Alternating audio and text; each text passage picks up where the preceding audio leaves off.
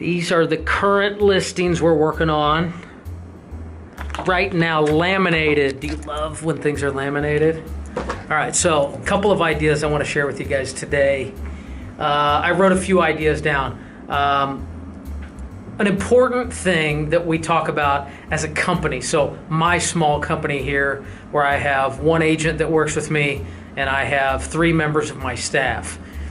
We talk as a company about the principles that we use in order to sell more houses and to keep our customers happy, right? Like what most companies should be talking about. And one of the things that I shared with the company today was that consumers are loyal to not the company, not the agent, as much as I'd like to believe that they're just loyal to me. Consumers are loyal to the value that they receive. This is important because a lot of times when I ask people to do business with me, I think that they might oftentimes think that I'm asking them to choose me, the person. But in reality, that's part of it, but it's really the value that we provide. On every single deal that I do, we go back and track exactly how much we gave the client, exactly how much value we added by being on the deal, and how much we think a normal agent would have provided in terms of value and money to the client and in their pocket, and how much we were able to provide by negotiating it better, by having better processes, by making better deals with vendors, by knowing the rules of the game, and by just simply being better at what we do. So a lot of times people will choose whether or not they decide to hire me based on a commission rate, 7%, 6%, 5%, 8%, 3%.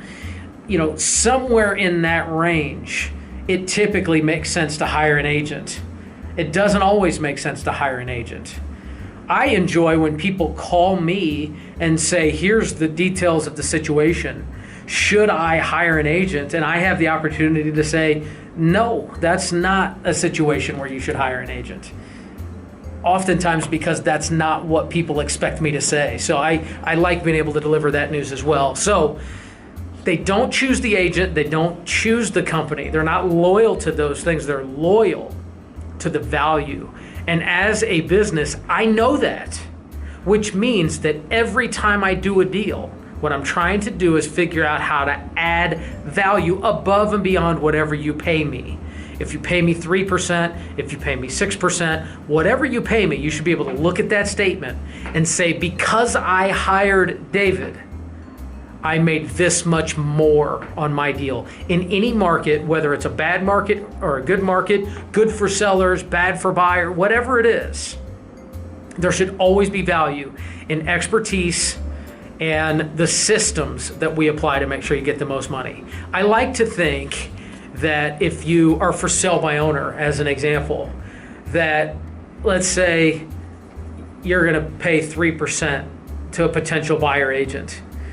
And maybe you're thinking about hiring me for the other 3%, just hypothetically. I like to think that doing something for 15 years every single day, that I might be able to add 1% more in value. And then I'd also like to think that because we do literally hundreds of deals, just my little company, every year, that I could add 1 more percent, so up to 2% more value because you've hired me. And then in theory, if that's all I did was provide 2% more value, then maybe you'd pay me 1% out of your pocket to handle all the details from contract to closing. So that's just one way to break it down, one way I like to look at it. But when you hire me, the objective is to make you more than you pay me. Right? The second thought that I wrote down is that because I'm in competition a lot, which I enjoy that part of it, and I believe that more people should interview more people and more agents when they're thinking about buying or selling a house. Surprisingly, they don't interview until they've fired the first agent and then they choose to interview me. I will never figure that part out, but it's because of this thought. And the thought is bad agents, and there's bad people in every field, by the way. So it's not just necessarily meant to attack agents, but bad agents benefit from the idea that all agents are the same. Bad agents benefit from that idea that what they do is the same as what I do. And if you hire me at 7% or 6%, that what they're going to do for 5% and 4% is the same as what I'm going to do. And consumers oftentimes get caught up in this thought that all agents are the same. I mean, the market's good, right? So hire any agent and they're all going to get a sale and they're all going to produce the same result. Absolutely incorrect. Whether you don't hire me or whether you do, understand one important fact. All agents are not the same. At the very highest level of producers and also the highest level of compensation, if you will, the people you pay the most, oftentimes add a lot more value and know a lot more about what's going on and make things smoother and exponentially better. There's a reason that people charge less money for things. It's because they're not as confident in what they're doing. It's not just because they think they can get away with it in every case. So good agents like myself are often combating bad agents charging less money for a service. And on the front end, when you're thinking about hiring an agent, you're thinking, why would I overpay for this product? When in reality, it's not a product. They're not all the same. And you do get what you pay for in many cases.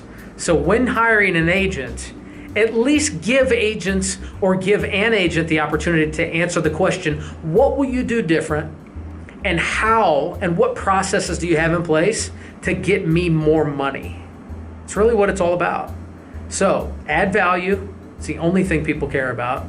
And understand that not all people are the same and not all agents are the same. So a couple thoughts for you today. If you would, comment below if you're on YouTube here. Log into the website, if you will, set up a search. We'd be happy to give you a free evaluation on your home. What else can you do? Go to the Facebook if you want to follow the Facebook. We post our photos and our coming soon properties there first.